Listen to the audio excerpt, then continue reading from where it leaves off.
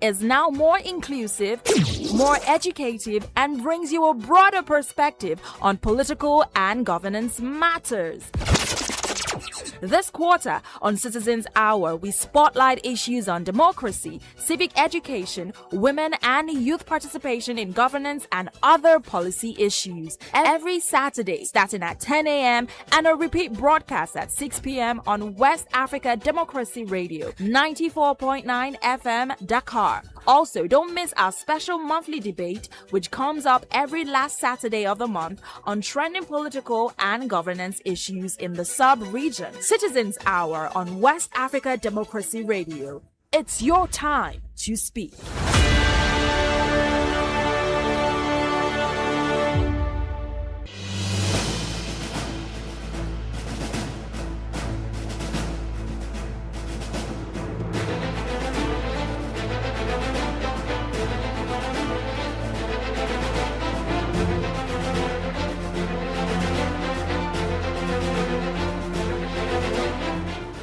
Hello there, and thank you for joining us on this edition of Citizens Hour, your democratic citizens engaging and current affairs radio program. We are coming to you live from West Africa Democracy Radio, broadcasting on 94.9 FM in Dakar, Senegal, and online at WADR.org.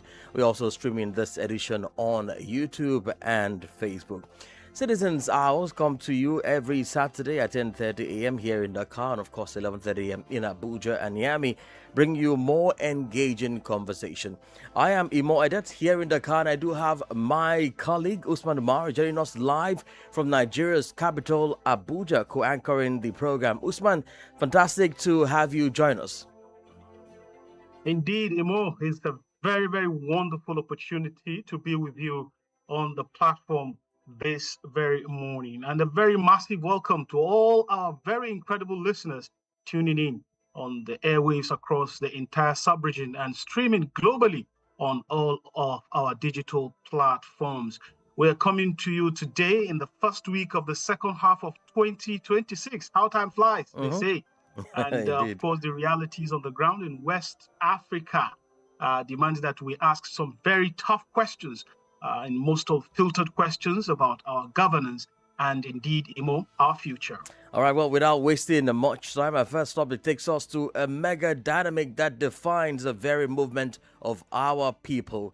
Migration crisis, Africa's response to a changing global migration landscape, and lessons emerging. Now, while Western media remains obsessed with images of boats crossing the Mediterranean, the reality is that over 80% of African migration happens right here on the continent. Now, with Europe tightening its asylum pact and the southern route seeing intense crackdowns, how are African nations managing regional free movement and protecting vulnerable mobile populations? Usman. Indeed, Imo, in a world where global migration architectures are becoming increasingly hostile and restrictive, the African continent is forced to rethink its own internal systems of integration, labor mobility, and border management. Well, to help us unpack these emerging lessons, we're joined by Maswele Ralebona. He is a specialist researcher at the South African Broadcasting Corporation, SABC Research. And we do have Dr. Seife TK Africano, an African scholar and director of the Center for Governance and Intra-Africa Trade Studies at the University of Johannesburg, South Africa. Saz, thanks so much for your time and welcome to the program.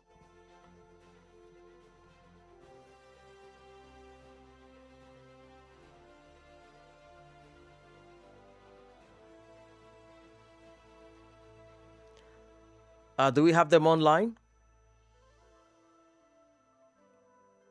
I could see someone trying to join us using a Lenovo device, but you may have to unmute if you can hear us. Hi, good morning. Yes, good morning. It's good to have you join us this morning. Yeah, I did. Good morning, gents. Indeed, it's good to see you. Thank you so much, and welcome to the program. I wish I could see you on the screen. It's a pleasure. I wish I could see you on the screen here to know if that's Dr. Africano speaking, but the voice sounds like Dr. Africano. Well, welcome. We're hoping that Mr. Maswela Raleigh Bona will join us. I did. I did. Can you see me? I mean, my Yes, we video can is, see you now. yeah. We can see you now. Okay. All right. Please go ahead, Usman. Yes, thank you very much, Doctor, for joining us on this very platform this morning to talk about this very, very subject matter. Indeed, we've been told that the story of mankind is a story of migration. And over the course of time, we've been seeing and also been experiencing different dynamics of this very, very human behavior, because they say it's the behavior of every living thing to move from one place to another. Just give us your own sense of where we are at the moment globally, and then narrow it down to Africa and how African governments have been responding or should respond, as the case may be, to the changing dynamics of the global migration practice, Doctor.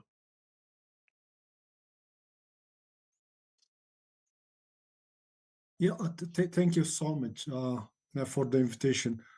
It's better just to concentrate on the African continent, and we can delve into the global trend. Look, you raised a good question. Where are we now as a continent? As you well know that the African migration was adopted in 2000.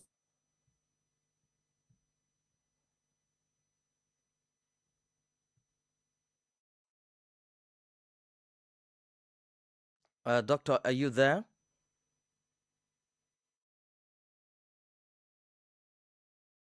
I could see that his network bar has actually been, very, very lean. And so I think he's been having network challenge.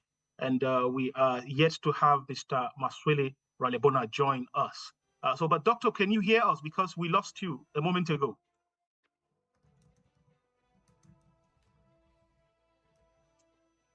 Dr. Africano, can you hear us?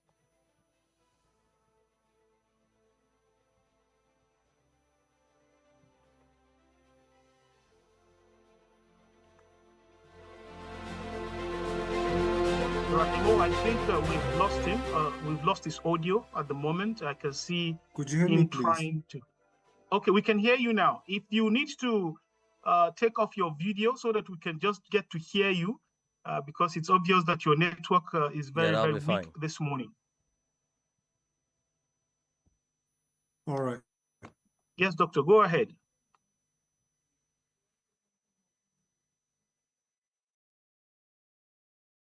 Yeah, I think we have to fix also while we're. Am I audible? Yes, you yes, are, Doctor. You're audible. Go ahead, sir. Hello. All right. Thank you once again. Yeah, before we fix migration, also we have to also fix our connectivity throughout the continent. That's also a pertinent issue. Indeed, you raised a good question now. The migration issue in the continent, and we can also look at the global in the global perspective. This it brought us a serious question. Where is our Pan-Africanism? Where is the constitutive act of the African Union? Where is the agenda 2063? The whole project. And also we have to look the African Migration Protocol that has been adopted, in 2009. And if I'm not mistaken, also it was revised 2014 and 2015. So this all question into the picture. So we have to examine this issue through these lenses. It's not only the South African phenomenon. It has been throughout the continent. Most African countries are very much hostile to the migration issue. If you look at back the Libyan, how they were treating the fellow Africans, that was very terrible. Now, I'm not sure whether that is improved or not. The same thing is true in Morocco. That was another horrible experience. And we shouldn't forget, in every SADC countries, for example, the way our brothers and sisters Nigerians were treated in Zimbabwe in 2015, if I'm not mistaken. Also, the Angolan Act on that. We look only a few issues. I mean, sometimes we're short memory, and we're not looking, the holistic approach in the content. I would like to pose a question to you guys also to discuss this further. When I look at this project, because I'm working for the last almost 14 or 15 years on African governance, how we can improve our governance system. One of the pillar is immigration. You can't do integration without immigration. Migration it's a very human phenomenon. It has been, there during, pre-colonial eras, colonial era, and the post-colonial as well. So we have to discuss this issue in a thorough manner. Very, we have to also conscientize our people, throughout the continent. This is not the issue for Southern Africa. This is not a Western Africa issue. This is a global issue. At the same time, particularly when you look at our agenda of unification of the African people, we have to look at from that lens. Yeah. Let's Doctor, continue with other question. If you have Dr. follow-up question, let's do it. Yeah. Yes, Dr. Africano, thank you very much for that broader perspective that we should look beyond what is happening now. Yes, you are asking that we should look beyond what is happening now and also look at other places apart from South Africa, even though, of course, the question was general about the state of migration governance in Africa, on the African continent, as it were. But before we welcome our second guest, let me just ask this very specifically. Is there a danger in taking away migration governance from state apparatuses and handing it over, so to speak, to non-state actors, such as we are seeing in South Africa? Because what you were talking about, of course, has to do with the state managing migration and, applying the rules as they were. But once that power is removed, either willingly or unwillingly, from the state and is handed over to non-state actors, is where just any citizen can wake up and go to someone and ask them for papers and even give them ultimatum and all of that. Where do you think this will leave us as a continent?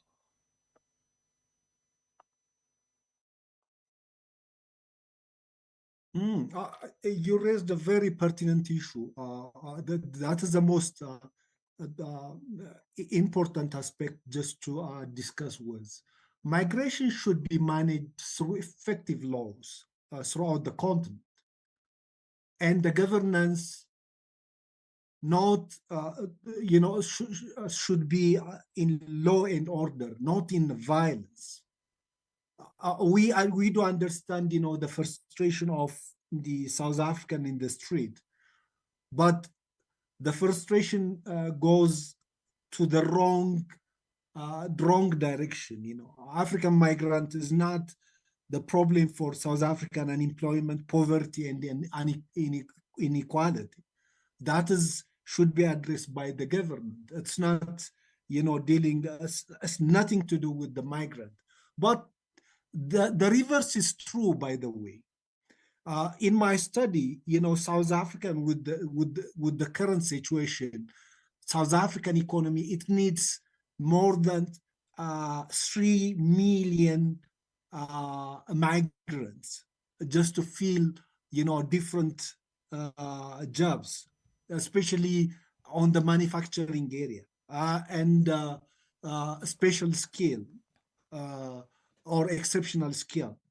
But that's overlooked by the government for several years, and as a result, as you can see, the South African economy is not growing as it should be.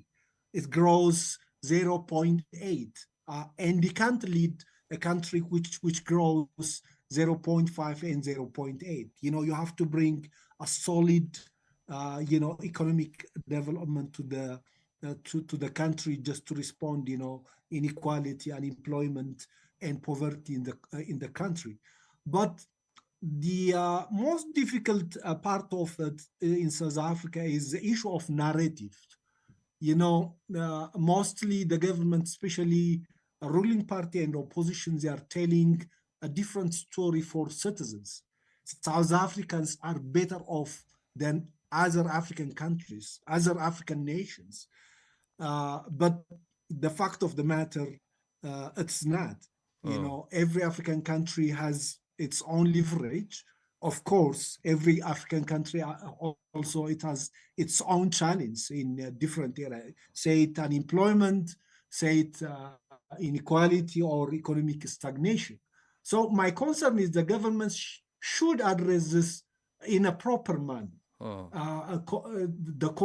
As well as the concern of the local people by protecting migrant rights, and the dignity of non-South Africans. That is the most important aspect which we have to look at. Indeed, Dr. Africano, thank you. Let me cross over back to you. Indeed, let me cross over and bring on board Ms. Maswela Walibona joining us from the SABC. Thank you so much for your time and welcome to the program.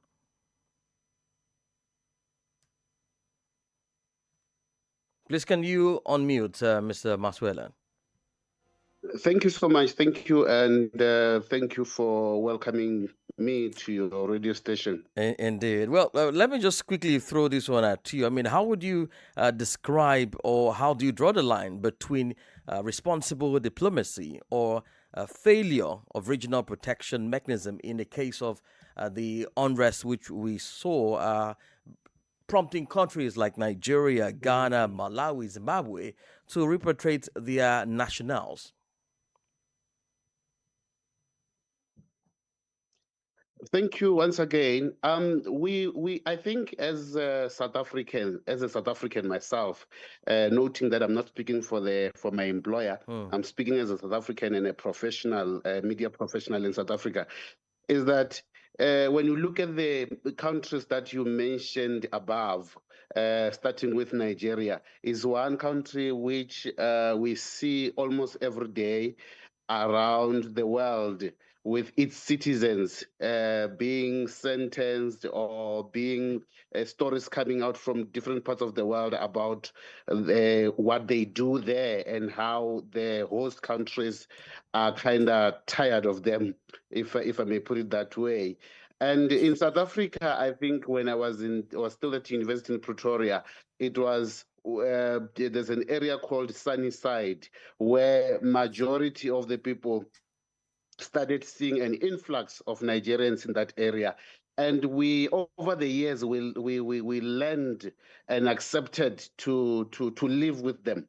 And the behavior or the actions that we saw from their countries, like Ghana, Malawi, Nigeria, recently, where they just sent planes and also made pronouncements that are not in line with diplomacy or diplomatic channels, are really regrettable because you go to the ground in South Africa and then you listen to a South African who is complaining, the parents, the communities that are complaining about the deterioration of their of the infrastructure, their communities, and many other aspects of life in South Africa. And then you realize that only if our government, the South African government, had listened from the beginning when this issue of immigration and illegal immigration in South Africa was raised by the communities. But because of the young democracy that we have, wherein majority or those in government were looking at building the economy or being comfortable in their positions in government, and forgetting that they also have to make a normal or an ordinary South African to be comfortable. The migration didn't start with Nigerians in South Africa. It didn't start after 1994.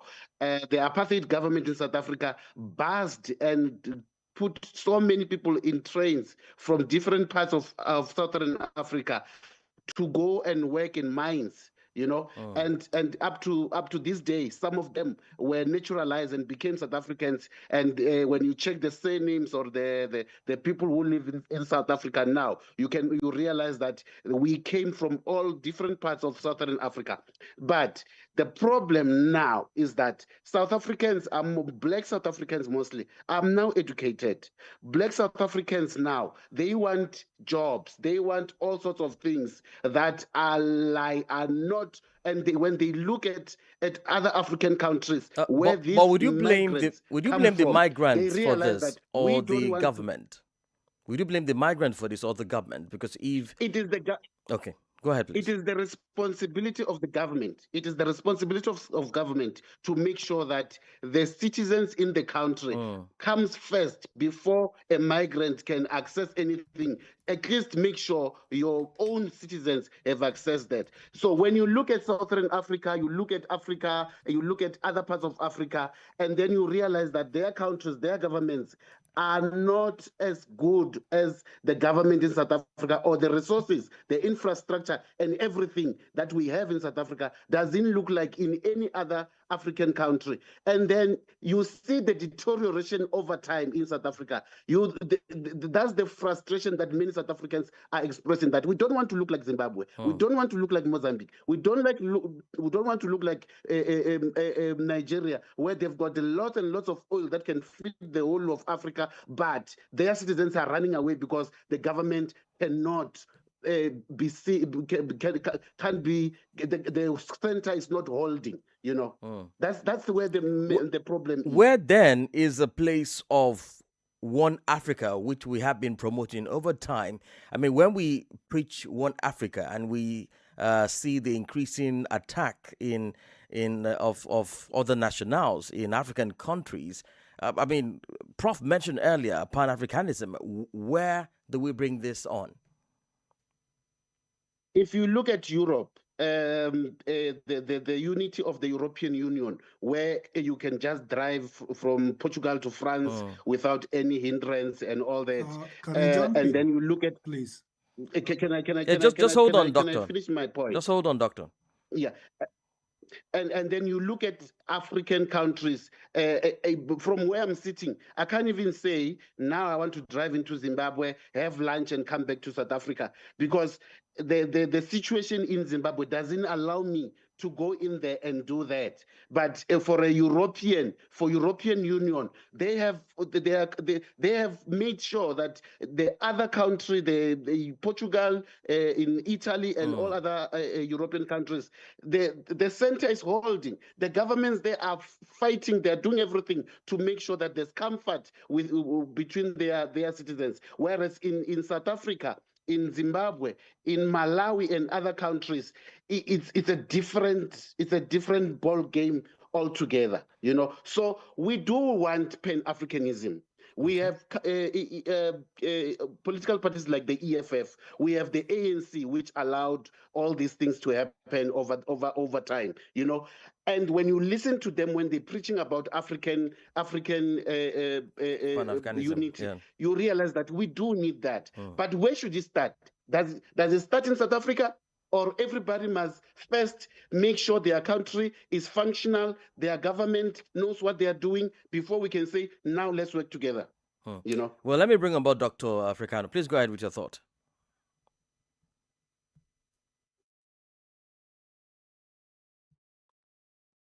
Dr. Africano, are you there? Yeah, thank you so much once again. I really disagree with my colleague who was Yeah. Can you listening? Yes, we Hello? can hear you. Please go ahead. We can hear you. Hello? We are listening.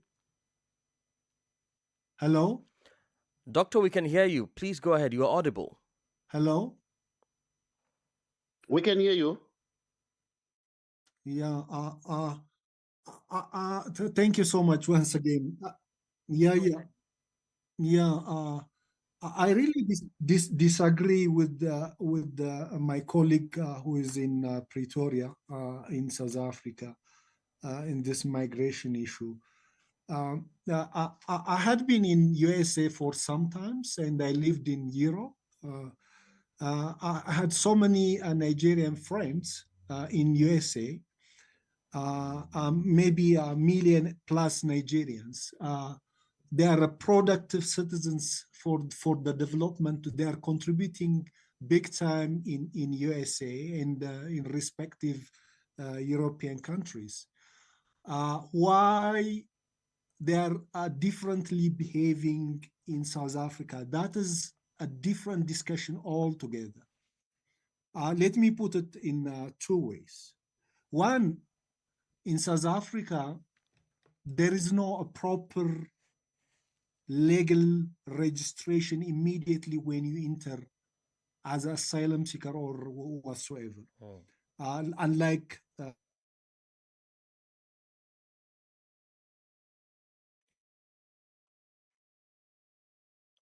Doctor, are you I there? think the doctor has disappeared. Okay, I think he's having a network challenge. But let me cross to you, Mr. Maswela. I mean, you've heard him. Not that all African nationals are, doing wrong things in different countries. Most of them, as they mentioned, have contributed to the development of several African countries, both Nigerians, Ghanaians, and even employers, of labor. They have created several jobs for different people in different countries. I mean, if we keep on looking at incidents like this, how do you think it will affect what we are talking about, the African Continental Free Trade Area and the broader continental integration? Thank you once again. For example, with what you just mentioned, we do have Sipaku Cement here, which is a business by Mr. Dangote, who is a Nigerian. And then the doctor that you have here on the panel, he works for the University of Johannesburg, which is like 2 minutes away from my workplace. If I want to meet him, I can go have tea with him any day, anytime, But the problem is when people like him are failing to say to their countrymen that, look, we are here, we are hosted by South Africa, and we should behave ourselves like visitors, so that even South Africans will be able to accept us anyway, anyhow. But when you start seeing after 1994, we start seeing after 1994, we start seeing our children around the schools. There are certain people who are selling drugs. There's a drug called Nyaupe or here in South Africa, in which if your child start taking it, you must just forget about your child going to school and listening to you. That child will end up in the streets. And when you do your research to find out where that thing came from, you realize that it came with some of the migrants, and that has been the problem with South Africans. Now we have spaza shops all over, and the spaza shops came in, and then they fought. Some of them fought the local South Africans who were running spaza shop to say, you can't run a spaza shop, you can't do this and that. We are the ones who've got the money to set up all these things. South Africans now are left to fend for themselves. Government not doing enough to help them, and government plays a lip service to the entire problem, a lip service to this entire problem. So for many years, South Africans have been pleading with government. Can we know who are these people? Some of them don't have papers. Some of them just came in through crossing the rivers and all that. Can we at least know who we are hosting? There's a situation where people are evicted from a building in the inner city, and then government will just go into the township and find a hall or something and say, you guys will start living here. When you look at them, it's because government is dumping them there because the court said you can't evict them and not give them an alternative. When you check, they are not South Africans. Communities around that area were not told what is happening. They just wake up in the morning, there's a new visitor, they don't know who they are, they don't know their behavior, criminal record, and all that. So that has been one factor that has been infuriating ordinary South Africans. You know, Okay, so Mr. Maswele. Yes. Mr. Maswele, thank you very much for that broad take also. It's very important that we don't run with certain narratives that are actually out there without facts to substantiate them, because this is a platform that is being listened to from around the world. Now, you made some very important assertions, and I just want to take you back to those assertions, because if I listen to you very well, you are simply saying that the problem of South Africa today is because they have immigrants. And it is not clear to me whether you are saying you are differentiating illegal immigrants and legal migrants. Yeah. And generally, and you're just talking about foreigners taking over South African jobs, foreigners being responsible for selling drugs to South Africans, and all of that. And if we go back to statistics, the percentage of foreigners in South Africa is about 4 to 5%. Correct me if I'm wrong. The rest of 95 to 96% are South Africans. That's number one. Number two, if you look at Nigerians in South Africa, for example, because you made I'm mentioning that because you made mention of Nigerians significantly in all of your contributions. Now, Nigerians are outnumbered by other nationalities such as Mozambicans, Somalis, and others. And now, my question is it important for you to draw a line between illegal migration, legal migration, and criminality? If you answer that, I will also want you to take a look at, because there are people who have made accusations that people, especially those who are protesting today, this marching for March and asking foreigners to leave, they are venting their anger on foreigners based on some structural problems that South African governments have failed to fix over the years. And so I want you to respond to this, because let us not sit here and believe that foreigners are actually the problem of South Africa's economy today. That will be very, very dangerous assertion to fly with.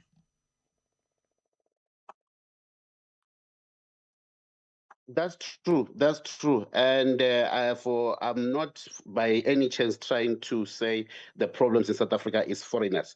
If you heard me say that, I'll have to apologize. But let me go back to your question. Illegal immigration, we call it undocumented immigration in South Africa, has become a problem. Yes, that's true. And also, when we talk about legal migration or documented migrants, many of them are in our universities. They are studying, they are professors in our universities, they are in big companies, they are in government, they are in government institutions, they are working, and we live very well with them. The problem is when you are in the country and every time you see a police van, you have to run away. And when there's something wrong happens with you, you don't want to be touched because you realize that even if the ambulance comes to pick me up, I will end up in the police cell and being deported out of the country. That's the problem. And even the issue of the drug trafficking, which is affecting our children. The issue is that if you are in the country and you are living here, you don't have a formal job, we don't know what you're doing, then even when someone comes and say that person is selling drugs, just because we don't have any evidence of you being in the country or doing any proper job, or we don't know how you're living. That's where the issue will be. People will blame you for almost everything. I am not by any chance blaming them for that. But if you are illegal in the country, of course, ordinary citizens in that country, they will have to find anything wrong. They will put it on you, and that's what we've been seeing. That's what we've been seeing. South Africans have lived with other Africans for many years. Beginning of this year, if I may take you back, when schools opened for 2026 academic year, they much and much. The group that started this big march, this big protest this year, they went to some schools where they heard that South African children were not accepted, but there are foreign children in those schools.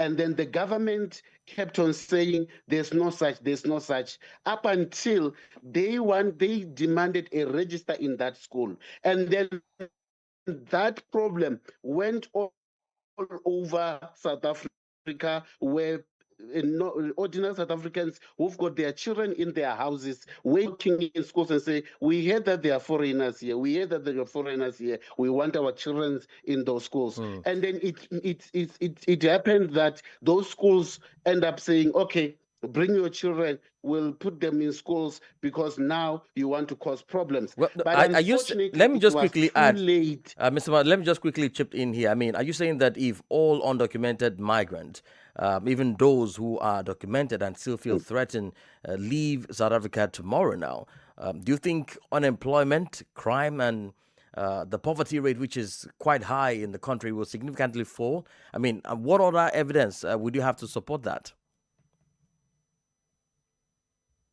Please. That's not true. That's not true. If foreigners were to leave tomorrow, all of them, whether of illegal or or documented, it's not true that the problems in South Africa will just go away.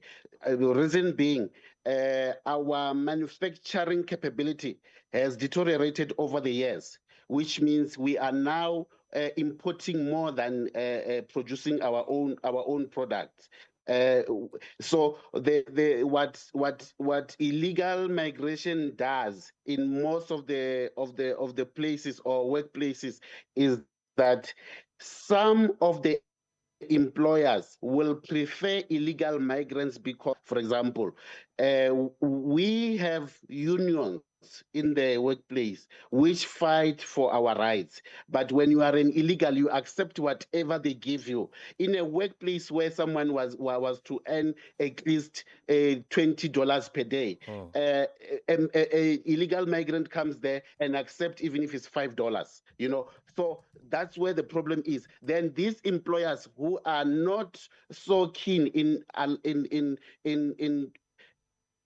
following the rules in South Africa or applying the rules in South Africa, they will go for those that they can threaten every day with police and say, come work for me. And when they start saying, I want more money, they will threaten them with police officers. And these people comes here, remember, many of them in buses, not knowing where they are going, and end up in the mercy of these employers. I would like Dr. Seifer to just respond to this. There were some comments you made earlier when he was struggling with his network. I think he's back now, and I would like him to quickly respond to that. Dr. Africano, please, if you're there, respond.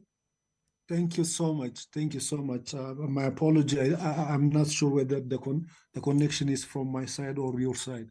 In any ways, look, I heard my colleagues from South Africa. He mentioned a number of things. You know, by any means, by any standard, we can't blame any African citizens in South Africa for the problem which South Africa is facing. First and foremost, non-South African Africans in Africa doesn't have any formal sector job. In recent years, even academia is closed totally, 101%. It was closed by the communist minister who sign a communique and distribute it. You'll not be hired if you're African, non-South African in South Africa. That is, I can tell you from the record. So if you go to the financial sector, any sector, formal sector, you can't find a single non-South African. That's the bottom line. The second, let me get back to the Nigerian issues. That it needs context. As I told you, I had been in USA. As you know, currently the vice treasury is Nigeria, and you can get a number of Nigerians throughout the United States, as a productive citizens. They are not the drug dealers in America. They are not drug dealers in Europe. Of course, there are some Nigerians or any other African for that matter. They can be, in wrong business. That is very natural. That's the same true. South African will be the same in the same boat. Let me tell you the other fact. Without involvement of law enforcement in South Africa, non-South Africans will not do anything in their hands. That is the bottom line. So the whole thing, it lies on the law enforcement agencies. Where are they? While Nigerians and other non-South Africans conducting this business. So we have to throw the question back to my colleagues. And having said that, South African economy is much bigger in Africa than in South Africa itself. As I had been studying this regional integration throughout, for the last almost 15 years, South Africa is exporting much of its product to African nations. And in other words, South Africa is the imperialist of the African continent. So it should carry some sort of responsibility, what's going on around the continent. I can give you, I didn't prepare on that just to give you a real data. But as a little than the smallest country, Burundi, is contributing 80 million USD for one way of for importing from South Africa. And you can imagine maybe Nigeria, Kenya, Ethiopia, and Angola, they are importing a number of things from South Africa. So we have to look at it in perspective. But also I share some concerns from local here, because the frustration is not only from those who are in the street. The frustration is the government agencies who are not doing the right thing, including the Home Affairs.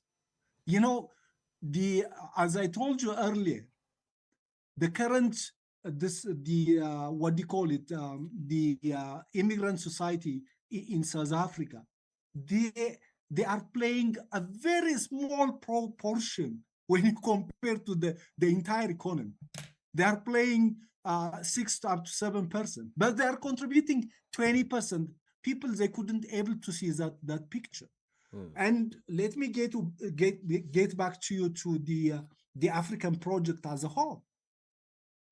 South Africa, during its honeymoon, 1994 to 2007, it attracted more migrants. It's an obvious fact. I mean, it was better off. But 2007 and now, the South African economy is deteriorating. That is where the frustration comes. Before 2007, you had never heard any kind of, anti-migrant sentiment, because the economy was doing well relatively to today. All right, Doc. So these are the contexts we have to look at it. Okay, get back to you. Yeah, unfortunately, we will have to round off this segment of the program to hit the second topic. But your last thought on this as we round off. What will be the next step for the African continent if we keep on seeing issues of this nature on the increase? Doc, this is for you.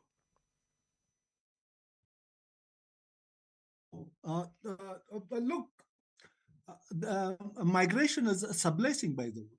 in all, if you can attract and bring, migrants from other countries, and if you have a proper agenda, especially industrialization in the country, it's a plus for any country, who can think, in a proper manner.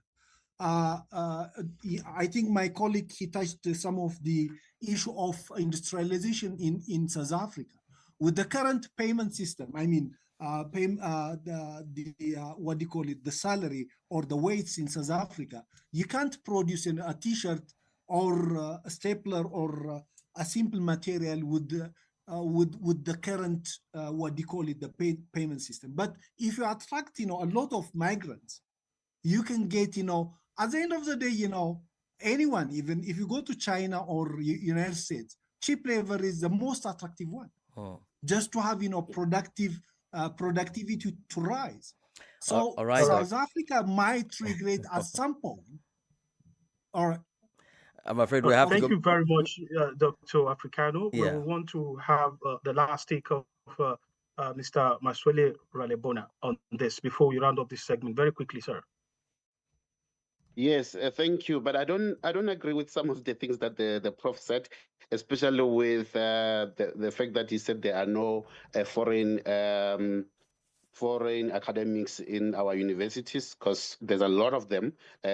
Some of them are even permanent employees in those universities. He also said there are no permanent employees from African countries in our institutions here. Where I work with them, and we are very good friends with them because they're professional and they are here legally. Some of them came here long time ago. Their families, they are good people. But let me give you the statistics here in South Africa. We've got 4.1% of foreign nationals in South Africa, according to Stats. Despite the fact that on the ground we see a different statistics, and then they are in our jobs, they are in our hospitals, they are earning social grants in South Africa, about 57.15, and then they depend on everything South African. So the problem also, before I wrap up, is that our budget, municipal budget and all that, are designed for South Africans. And then over the years, every day, if you go to the national road, the N1 connecting Johannesburg to Zimbabwe, you realize there are more and more buses busing people into the big cities. Those people are not budgeted for. That's where the problem is. That's when you will see electricity cuts, water cuts, and many other shortages in public service. By so doing, before I give it to you, I will appeal to African countries to take care of their own affairs so that we don't have problems like what we are facing in South Africa today, which makes South Africa look bad, whereas it's their citizens who are running away from the leadership in their own countries. Thank you. And there, Mr. Maswele Ralebona, thank you so much for your thoughts on this topic. And also we thank Dr. Seife Africano there for being a part of the program. Usman. Well, it's been a very well-packed conversation here. And of course, this is a conversation that we definitely have to continue. Definitely. If you've enjoyed this very segment, you can, of course, catch up with us on our social media platforms. But before we do that, it's now time for us to switch gears into our next conversation. Imo. All right, if you're just joining us on radio or tracking our digital stream on YouTube and Facebook, this is Citizens Hour. We're coming to you live on West Africa Democracy Radio, 94.9 FM in Dakar, and also streaming online at WADR.org. As Usman mentioned, we have been dissecting Africa's response to a changing global migration landscape and the lessons emerging. All right, our second half of our 90-minute broadcast will shift our attention to a collective wound currently playing out across our borders. West Africa's 2026 floods, the costs of weak infrastructure and the threats to food security. Now, with meteorologists predicting devastating flash floods across 19 states in Nigeria, massive floods, wreckage, havoc, which we saw last week in Accra, Ghana, and Abidjan, Lome, and parallel climate shocks hammering the Sahel, we aren't just looking at water on the street, we are looking at thousands of homes and vast hectares of farmlands potentially going completely underwater. And so we are asking, when early warnings are consistently given, what does our response remain trapped in short-term relief handouts instead of long-term resilient engineering? Usman. Yes, and joining us to dissect all of this very important issue, we are joined by Mr. Joe Bonge, who is the Executive Director of Young Volunteers for the Environment in the Gambia, the smiling coast of Africa. Of course, we are also, he's also, of course, the Gambia lead for the Pan-Africa Climate Justice Alliance, otherwise known as PACJA. We are also being joined on this conversation by Richard Nate. He is the Executive Director of the Green Africa Youth Organization based in Ghana. Gentlemen, it's a privilege to welcome you to Citizens Hour this morning. Yeah, thanks. Thank you for having me. And can you hear me, right? Yes, we can hear you. Yes, we can hear you, Mr. Joe. Welcome on board. Yeah. Thank you for having me. It's always a great honor to be on the West African Democracy Radio, and I really love the way you place the profiling of the Gambia, the smiling coast, and I'm it's looking always forward a to a fruitful conversation. Yeah. Thank you very much. All right. Well, we expect Mr. Richard to join us shortly, but we'd like to open the floor with you, Mr. Joe. I mean, we frequently hear authorities blame unprecedented climate change for catastrophic floodings in the cities which I mentioned earlier, Accra, Abidjan, Lome, and even Lagos.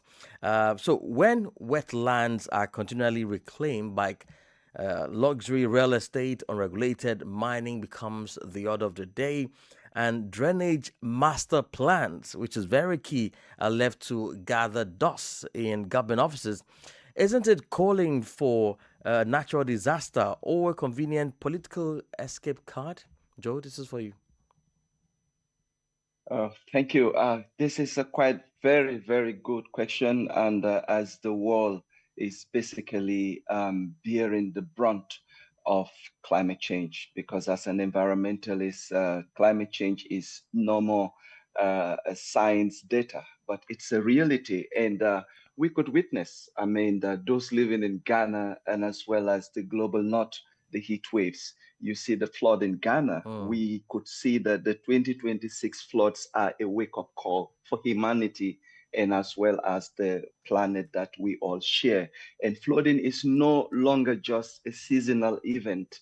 It has become basically a regional and global crisis. And climate change is bringing heavy rainfall as we witness in different parts of the world. But the damage is made worse by weak infrastructure, as you alluded in your opening statement, which has blocked drainages and poor urban planning and construction in flood-prone areas. So basically, we cannot control the rain, but we can reduce the damage through better planning and investment. I've been involved in the climate investment for quite a long or many years, but basically, for the past years, farmers had lost crops, fertile land, livestock, and farming equipment. Roads become impassable and making it difficult to transport food to markets. When food production falls, basically you expect prices rise as well. And it is always the poorest families who suffer the most. And climate change is not only an environmental issue per se, it is also about food. It is also about jobs. It is also about health and the economy that the global north is basically controlling over the global south. So we need to basically move from reacting to calamities, No, Joe, let me to just quickly come in preparing here. for them. Sorry, let me Yes, just quickly chip in here before Usman comes in with his question. I mean, when we talk about weak yes. infrastructure, what exactly does that mean in our West African context? Well, actually, for me, basically, in the context of West Africa, uh, our governments, let me start from there, because they are the custodian of most of the policies and the projects, the fundings, bigger fundings, or chunk of the fundings that come to our countries. Our governments have a responsibility, but so do the local people as well, and businesses and individuals. So we must be able to protect our environment and as well as support local climate solutions and stand together in demanding climate justice, because Africa basically may be one of the most vulnerable continents, but it is also one of resilience Hmm. and has been receiving a lot of funding in terms of resilience. But you realize that most of these fundings are actually not preparing, the future for our respective countries. Because when Joe, you talk When about you the say flows, funding, funding in terms of funding for infrastructure or funding for climate change support or for the environment support, what type of funding are you talking about here? I'm actually talking about fundings and investments on infrastructure, Okay.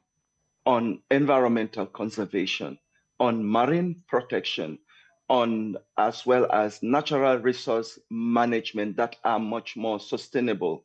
But you realize most time of of the case is most of these fundings are diverted perhaps to actually compete with global north who have a higher development cities, which may not be matching the context of our countries.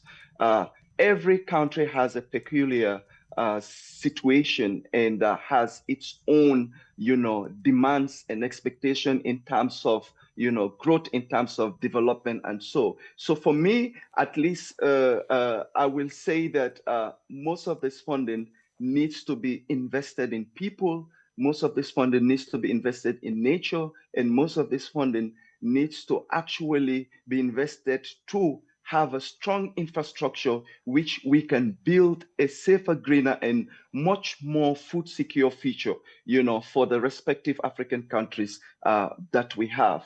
So certain infrastructures needs to be well planned, Oh. and as well as our urban planning also needs to be aligned with the environmental architecture. Oh. You can build roads, on waterways, with the pretext that, your architects have better technical know-how when you know very well that, Oh. that's a waterway. But So we have to is give this always the fault of the population or the government? Because every year, government meteorologists or weather agencies they give out forecasts what will play out in the coming raining season, or what the weather will look like. Parts of the year as it is. Is it that the government agencies involved in the planning don't take this into consideration, or it's the fault of the population who basically ignore warnings? Well, actually, I would say both the people, but the government. But government has a bigger stake or responsibility because Hmm. they have the laws, they are the enforcers. People are just doing what is comfortable for them. But at the end of the day, when disaster strikes, they point back to government. So government has technicians, they have the expertise. In fact, if they don't have the expertise, they have the collaboration with other country stakeholders that share information and intel about, anticipated, crises that are to come also. Some are man-made, but most of the crises that we face are basically, man-made because we know we have a knowledge about when we do A, this is gonna be the result. But in most cases, government will tend to ignore because of its political points or gains, and would not want to hurt, certain particular or group of people or area because perhaps it's a majority area or so. But when it comes to environment, it's a shared responsibility, because what strokes in one area will not just affect your country, but affects, your neighboring country, and by extension, the world at large. Indeed, So Joe. it is the responsibility. I was just about to throw a question at you from one of our listeners. And I think you gave the response towards this ending part of your submission. He wanted to know. We are using bigger terms here, climate change and all of that. How will all of this affect him as a person? Will he be able to see food to eat in the coming days, where we keep on saying there's flood, there's all of that? So maybe you could just break that down, and how this climate change and change in weather patterns will affect you as an individual in West Africa listening to us. Well, I'm actually, it's funny when people used to say, let me put it in this context. It is funny when people used to say the rainy season is here, and we did just prepare for some rain. But now it feels like the rain is angry in every parts of the world. What we are seeing in 2026 is not just heavy rain. It's a regional and global crisis. It's not just in the Gambia or Ghana. Ghana may be a start, but we might imagine countries also facing the same as well, ranging from Senegal, Nigeria, and, everywhere is feeling it. But here is what I always tell my team, and as well as when I go on research in the fieldwork. The rain is one part of the problem that we face. The other part is us. Our cities are growing so fast that we are building houses in places that used to be waterways. Our drains are blocked with plastic and waste. Could you imagine certain communities, they contribute more into the damages? Yes, government, councils and stuff has a role.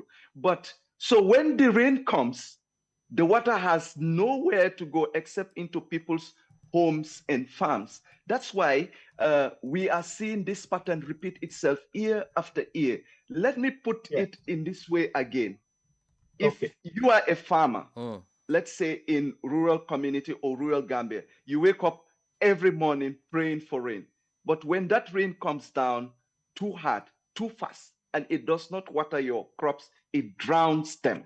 So I have spoken to some farmers who lost everything last year rainy season. Our rains are just starting.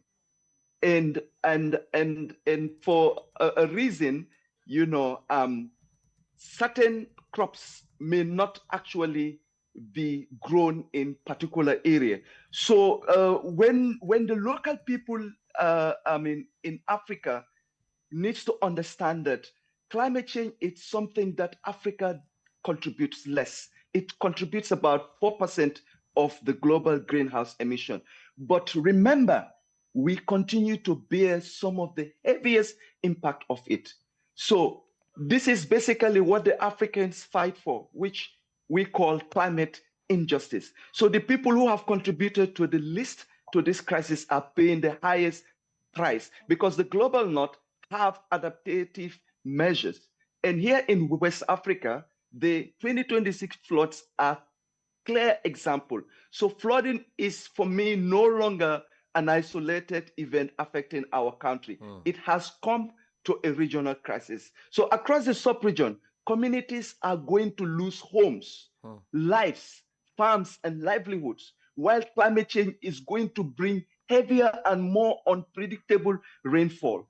The scale of the destruction also exposes long-standing weaknesses in our infrastructure, and as well as urban planning, the drainages, the waste management, the disaster preparedness. The greatest burden falls on our farmers again, and fishing communities as well, which Gambia is not an exception, because it's a coastal economic country as well. So floods shall destroy our crops and wash away our fertile land. And as well as the pastoralists, it's going to kill our livestock, damage fishing equipment, and leave families without income. So the result is reduced. It's going to reduce food production. We know there are many wars going on, rising food prices and disrupted supply chains, and it's going to grow food insecurity, especially for the vulnerable household and children. So it's normal. Climate change is normal. A science. It's a reality, and you and I know that exactly. And everybody is feeling the brunt of it. In fact, any home you go now, they have fans, and everybody is battling to actually cope and adapt to the realities of now. All right. Thank you very much, Mr. Joe. I doubt if going forward until the end of this program, we will say anything that will be significantly different from what you have said from your submission within the last couple of minutes. And that's to tell you that flooding, especially in as we have come to know it in West Africa, is a recurring decimal every year. And you said one word that you use, which I would want to a little bit disagree with, is unpredictable. I think it's pretty fair. We can pretty unfairly predict, flooding as we've experienced them over the years. In Lagos, for example, around this time every year, for the last couple of years, we could tell when this flooding will happen. The same thing with Ghana. In the past 3-4 years, they've been consistently experiencing this flooding in Accra. The same thing with Abidjan and in other parts of the sub-region. But let me bring you back to Nigeria, where I am more familiar with. Talking about funding, Imo asked about funding, and he asked you to explain exactly what do we mean by funding. In Nigeria, since 1981, under the president of Shehu Shagari, a fund was established called Ecological Fund. And this runs into billions of naira at the federal level that is distributed across states based on the rate at which each of the states is affected by ecological problems and all of that. But consistently, this very fund has become a hotbed for controversies as state governors make away with billions of naira in the name of ecological fund, monies that are meant for taking care of certain ecological issues, such as the ones you've mentioned, creating awareness, which is key, of course, because like you've said, much of flooding is caused by human behavior. Rainfall is just a part of it, but essentially the behavior of the people, also contributes significantly. And the question I want to end with in asking is, where do we go from here? Do we make this an annual ritual? Because this very program could have sat very squarely somewhere last year. This same conversation would have been very apt. And the way things are, one can pretty predict that by next year, we could still be talking about this same issue in the same manner with the same variables. So where do we go from here, particularly in countries where funds are actually set aside to take care of some of these ecological problems, and we still end up having to confront this some of them, of course, preventable disasters? Yeah, actually, thank you for those analyses. But what the word unpredictable there was basically not centered on flooding.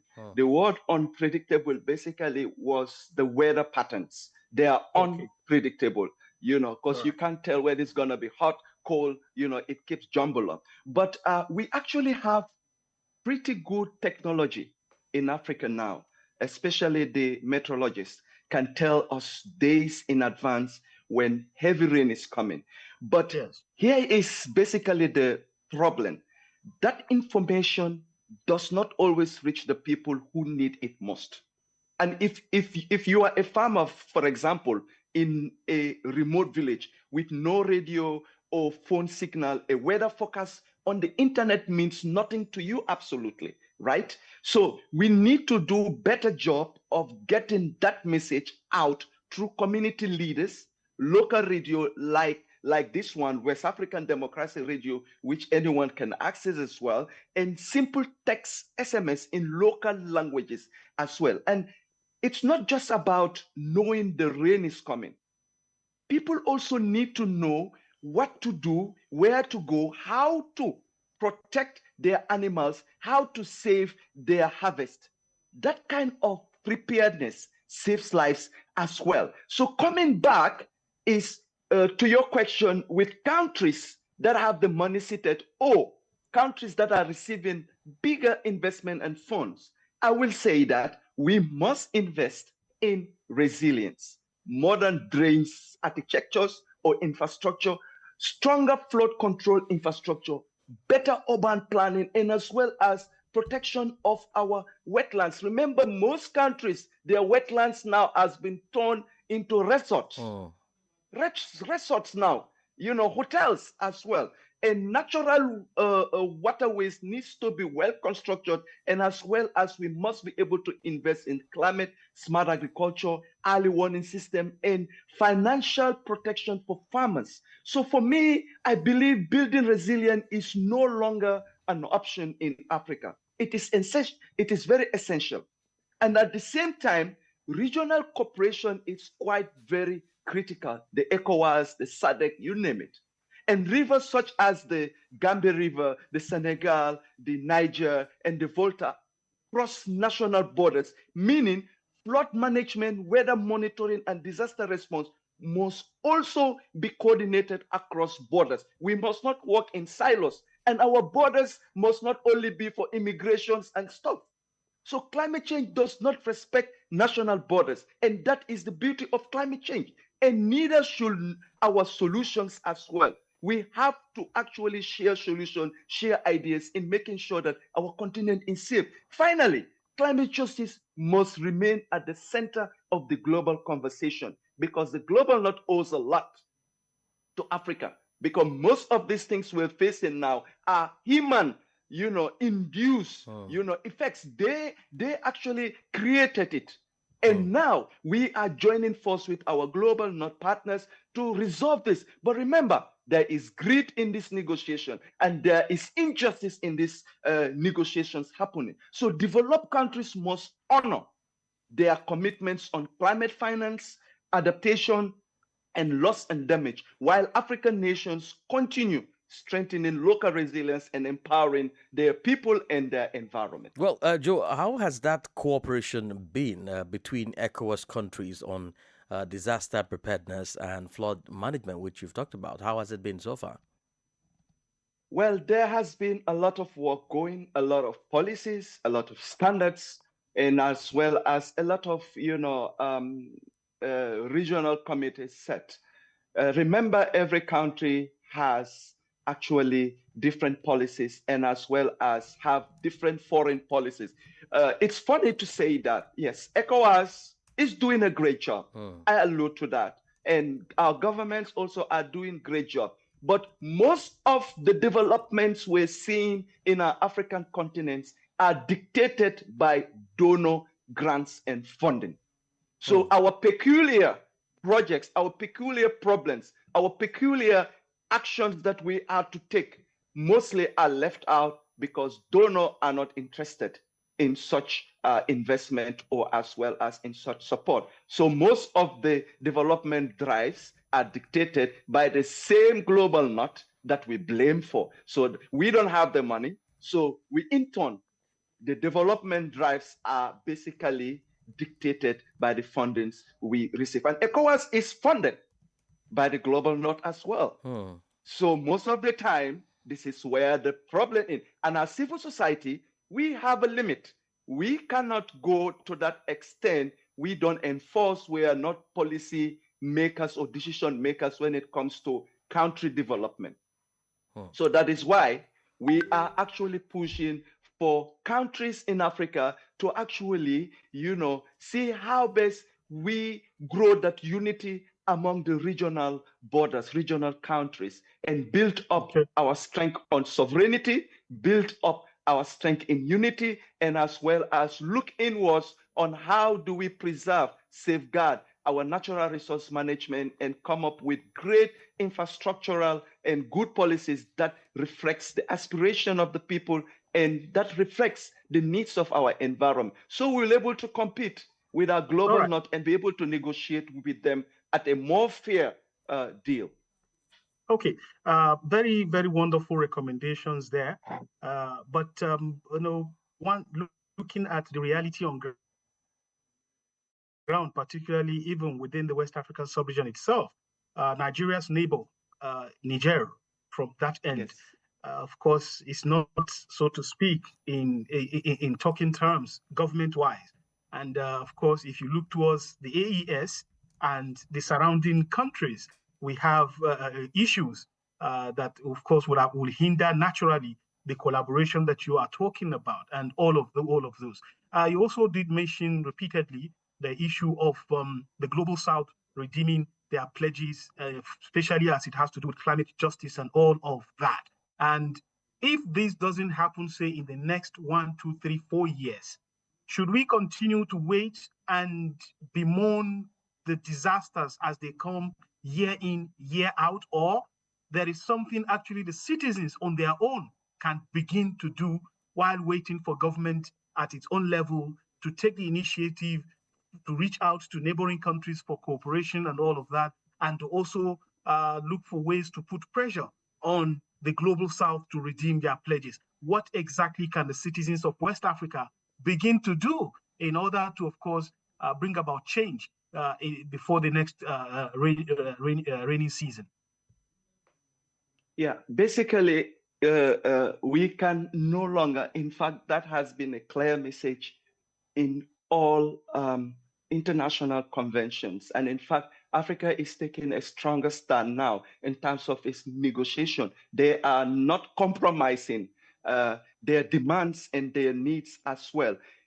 We know government can't do it alone. Of course, citizens has a greater role, because citizens and government make up a country, and as well as make up a continent as well. So I just want to leave this with listeners to understand that, in terms of floods, these floods are a test of who we are as a people, and not just our government, but all of us has a stake as well. Oh. But we can choose to look away, or we can choose to act.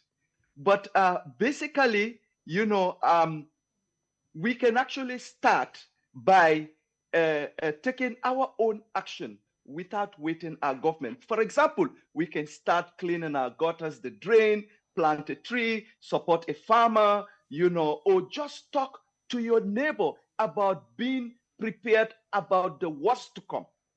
Because when the next flood comes, and it will come, we want to be ready, not just be surprised or waiting for government to actually, step in. So the solution must start from us as ordinary citizens, and making sure that also we cooperate with our neighbors. You made mention of Nigeria and Niger. This is actually land borders. So we must be able to share information. We must be able to share, technologies, and making sure that both countries actually have a win-win in terms of solution. Because remember, what hits Niger will also affect Nigeria. Absolutely, because environment has no boundaries. Joe, do we have that sophisticated technology? Do we have, as at this time that we're speaking, to be able to provide early warnings and weather forecasting, and also protect farmers? Absolutely. Our meteorologist offices are now being empowered. And in fact, through the international conventions, they have a global system that actually support countries to tap into informations that you can forecast for your local country, regardless of you having, the advanced technology at your country in every region. So I believe most African countries have those technologies to able to predict the weather, and as well as share weather forecast information. The problem here is political. The political will is what is absent, because every country has, its foreign policies, and perhaps your foreign policy does not align with the other, and you wouldn't want to hurt your donor or your foreign partner. So in most cases, this is where the gap is. This is where we need to bridge to say this is a holistic problem. This is Africa, irrespective of we have difference in terms of international partners. But in terms of environmental issue, humanitarian issue, we must do away from that and have an holistic and harmonized approach and look at humanity as a core at the center to make sure that we address issues amicably as a united front, a united humanity, and do away politics and do away the beef among countries, states, and so on. Because when there is beef, there is rift, there is problem from two countries, it's not the governments that suffer. The ordinary people at the front line of these disasters. And our African governments must start to reason and think around that because they are accountable to every disaster that comes close to their people or to their environment because they have the tools, the architectural, technical teams, and so on, and they are exposed globally to be able to safeguard and protect its people, their environment, and the continent by extension. Well, Usman, just before you comment, please, let me quickly ask Joe this, the relationship between population and the climate change, which we are talking about now. How do we manage this too? We know that the population in our sub-region, in our different countries, is growing almost at 100% by the year. And then we're also talking about managing climate change. How do we manage this too, about bloating population and, of course, the changing weather patterns? Well, actually, I think every government anticipates that there is going to be a growth in population because every African countries, there is a rural-urban migration because of greener pasture. Yeah. And in fact, you realize that most fertile and agric regions, local areas have been abandoned, by their ordinary people going to the city because that is how our policies have addressed because we centralize everything. Our developments are being centralized. And in fact, where used to be an agriculture hub or a food basket, has been abandoned, has been left vacant like that. So it all comes back to planning. We have institutions that are dedicated to plan for the future and now. So sometimes you tend to ask yourself, what is going wrong in our institutions? We have so many PhD, double masters technicians in these corridors of these institutions. And these are people who go learn best practices in developed countries. What do they bring back to the system? In most cases, it's like they're hungry coming back, but when they get back to the system, they leave people behind. In fact, now the norm is our development, we celebrate numbers that leaves our environment and people behind. So the biggest problem is planning and as well as wrong investments, going to the wrong infrastructural development. So we need to plan better. We need to sensitize our people, raise awareness, and we must be able to invest on our people and as well as the peculiar and specific development that our respective countries need. But unity should be ring around us and making sure that, we harmonize and work as one African, not be dictated by the global North's investment and funding that come to our continent. Usman. This is indeed a very well-packed, conversation full of obligations for everybody, from the citizen to the government to even civil society groups. And everybody has been called to action. As far as flooding is concerned, of course, it knows no boundary. We've heard it there from Mr. Joe Bonge, Executive Director of Young Volunteers for the Environment in the Gambia, the smiling coast of Africa. We want to say sincere thank you to you, Mr. Joe, for holding forth. We had expected to be joined by another of your colleague, Mr. Richard Nate, Executive Director of the Green Africa Youth Organization based in Ghana. But unfortunately, he was unable to make it to the panel. But I am more than convinced that you did justice to this very topic of conversation. Thank you very much for your time, Mr. Joe. Imo. Indeed, Joe, thank you so much. I appreciate you. And we will love to have you again on the show. Thank you. Thank you for having me. All the best. Indeed. You take care all. Have a great weekend. And you Bye-bye. too. Well, that's the absolute limit of what we can take on this critical topic today. And we've peered into the structural repairs needed to save our homes and farms from flood waters and mapped out the paradigm shift required to govern African mobility effectively. A truly powerful broadcast, you will say, today. And to our audience, you can catch the repeat broadcast of this program on Monday and also on Facebook and a YouTube channel. It's all there for you to see. And of course, also we stream on WADR.org. Thanks so much for joining us, Usman. Thank you very much again for joining us. I am Usman Umar from Nigeria's capital, Abuja, asking you to have a very safe and wonderful weekend. All right, do join Veronique and join the next couple of minutes for our midday news. And many thanks to our production team, Mauda Juf and Ismaila Kamara behind the cameras. I am Imo Edet. Thank you for joining us.